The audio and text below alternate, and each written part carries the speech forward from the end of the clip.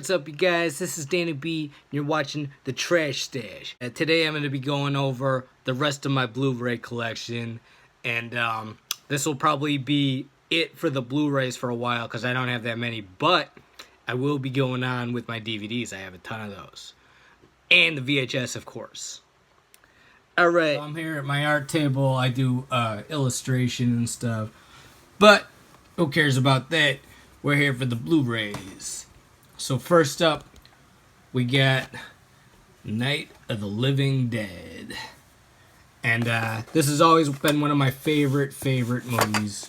And when I first got the Blu-ray player, I was like thinking, which one should I go with? Because I want a good picture on this thing. So I went with the Criterion Collection one. And it's amazing. It looks like this was filmed last year or something. The picture quality is awesome. Definitely very cool. Well worth the money. Alright, next up, speaking of horror classics, we got Leprechaun Returns. The newest one in the Leprechaun series. And I actually really liked it. In my Leprechaun ranking video, I talked about I didn't have this yet. I picked it up. Yeah, this was really good. It's not Warwick Davis, but the guy playing him is really good. And the story is really good. It's a big step up from, I want to say Origins, but I didn't even watch that one. But it's even a big step up from, like, some of the sequels, like Leprechaun in Space and stuff like that. Yeah. That's Leprechaun Returns. Check it out if you haven't seen it. Alright, next up we got Return of the Living Dead, and I had this on DVD for years, but I saw this at Best Buy for like $5. I was like, all right, let me get it on Blu-ray because it's one of my it is my favorite zombie movie, and yeah, awesome movie. Same thing. All right, next up, I got this in the same day as the Return of the Living Dead, and that is Conair. It's one of my favorite action movies of all time. Nicolas Cage's best action movie, in my opinion. And, yeah, it's got everyone in it. What's his name? Malkovich, John Cusack. You got Dave Chappelle and Danny Trejo in there. Very cool. Awesome movie. Alright, next up. I don't remember if I talked about this in my last video or not. But we got Tales from the Crypt and The Vault of Horror. And a double feature with both the EC Comics titles. Everyone knows Tales from the Crypt, but this is also the name of an EC comic, Vault of Horror. Double feature. And yeah, very cool. If you like Creep Show and that kind of thing. It's like the 70s version of that stuff. Check it out. Alright, next up, we got Return of the Living Dead 3. And I love Return of the Living Dead 3.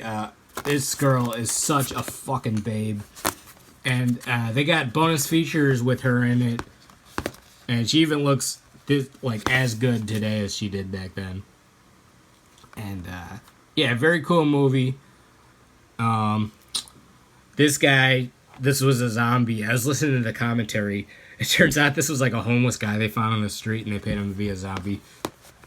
Yeah. It's probably my favorite of the sequels in Return of the Living Dead. I wasn't a huge fan of Part 2. And I never saw the Rave to the Grave or any of those ones. Alright, next up, we got Taxi Driver. And Taxi Driver is one of the this movie perfectly captures like the sleazy New York of the 70s.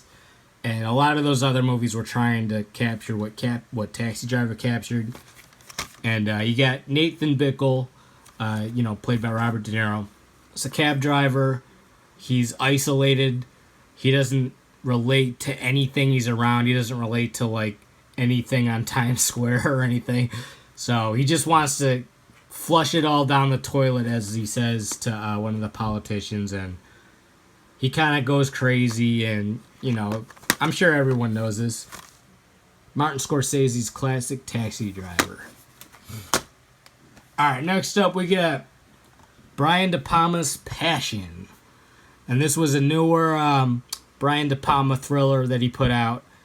And it was really good. It's got Rachel McAdams and someone named Naomi Rapace, this girl. And she's kind of like, she's the boss, but she's stealing all the secretary's ideas. And like it says, no backstabbing, just business. And yeah, very cool movie.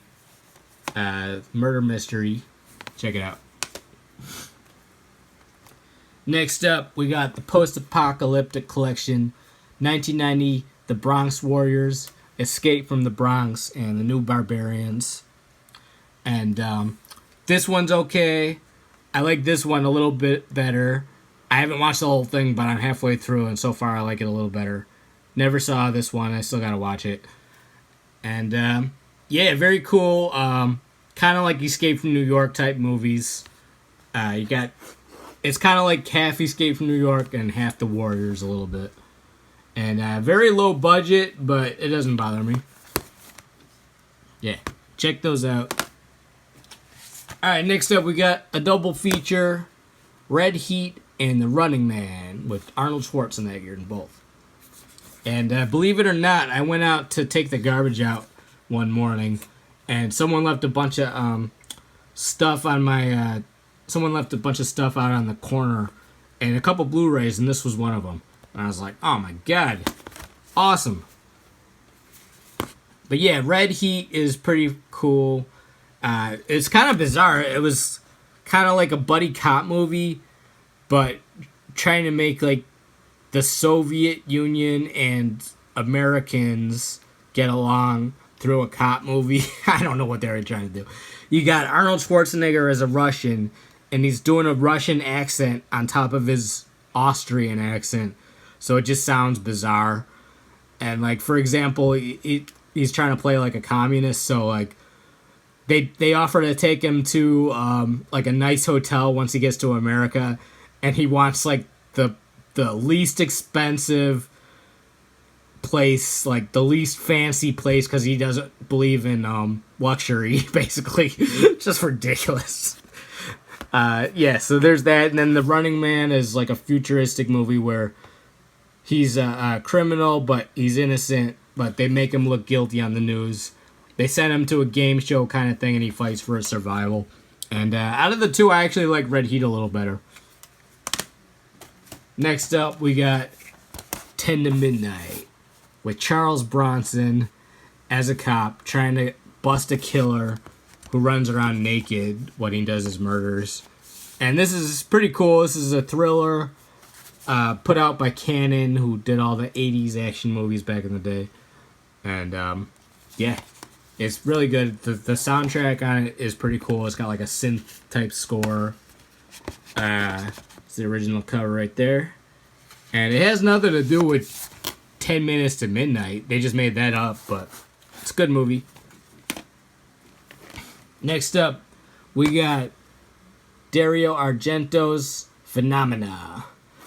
And this is very cool. This is about a girl who's the daughter of a movie star. She goes to a boarding school, and she can kind of talk to bugs.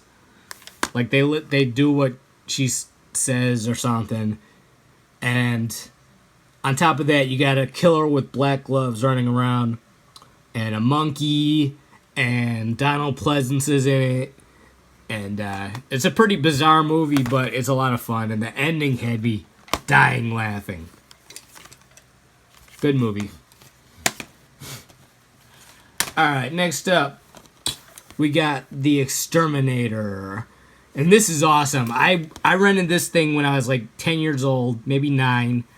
My parents thought this was just like a basic action movie. They let me rent it. And it was like one of the most gory, disturbing movies I ever saw. It starts out with a guy getting decapitated in Vietnam.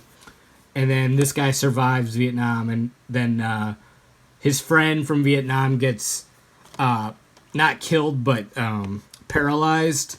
And he's out for revenge. And he takes out the guys who paralyze him. He gets those guys in like 10 minutes. And then the rest of the movie is him taking down everyone else, like crooked politicians, the mafia, pedophiles, just everyone. He goes berserk. Yeah, it's awesome. I highly recommend The Exterminator. Very sleazy, total 42nd Street movie. Yeah. And part 2 was really good too.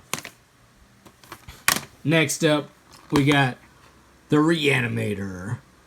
And this is a lot of fun. This is kind of like a modern Frankenstein type of movie with med student from Switzerland comes to America after he fucks something up in Switzerland. And he's trying to cure death. And he does it. But he doesn't do it how he thought he would. So the zombies come back all fucked up. And he reanimates his teacher after killing him. And the teacher's running around, I don't know, being a total creep, trying to make out with a girl. And yeah, it's a weird movie. But it's pretty funny. Alright. Next up, we got The Death Wish 2, 3, and 4 3-pack. I had this on DVD, but the DVD was like the full screen version of all of them, so I had to get this just for the widescreen.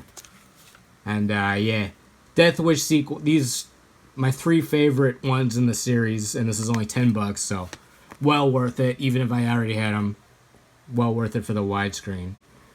What I like about Bronson is he's just a total wise ass. Everything he says sounds sarcastic. I don't think it's on purpose. I think that's kind of his voice.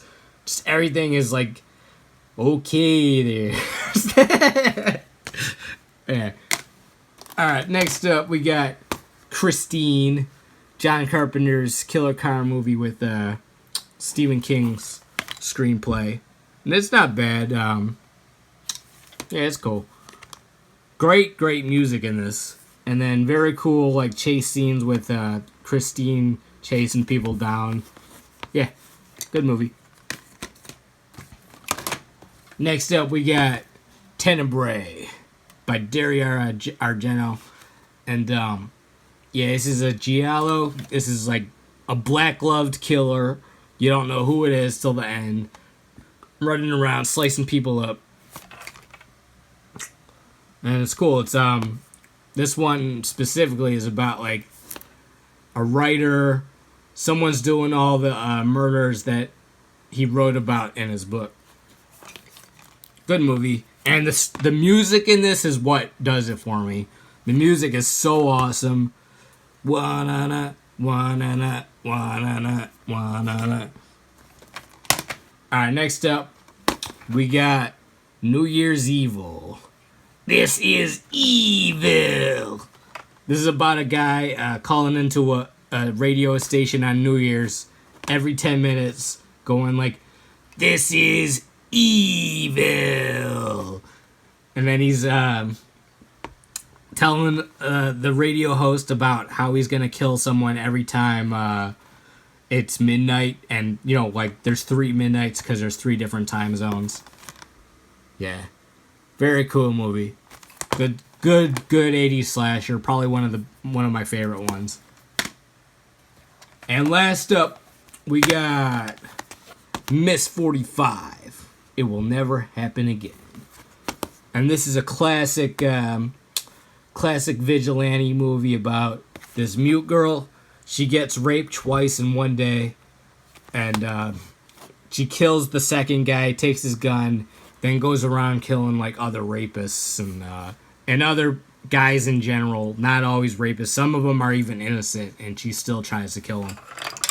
And yeah, this is kind of like Death Wish, but with a female.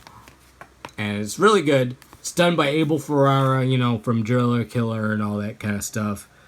Very sleazy, kind of New York feel to it. And yeah, very good. I recommend checking this out. And this is a bonus. This is just sitting here because I'm drawing the guy. But Ice Cream Man. And I'll talk about this when I do my DVD thing. See? Check this out. I'm drawing him.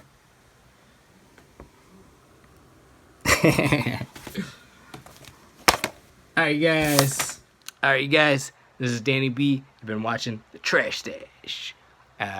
Hit the subscribe, hit that like button, and all that stuff. Alright, you guys, peace out.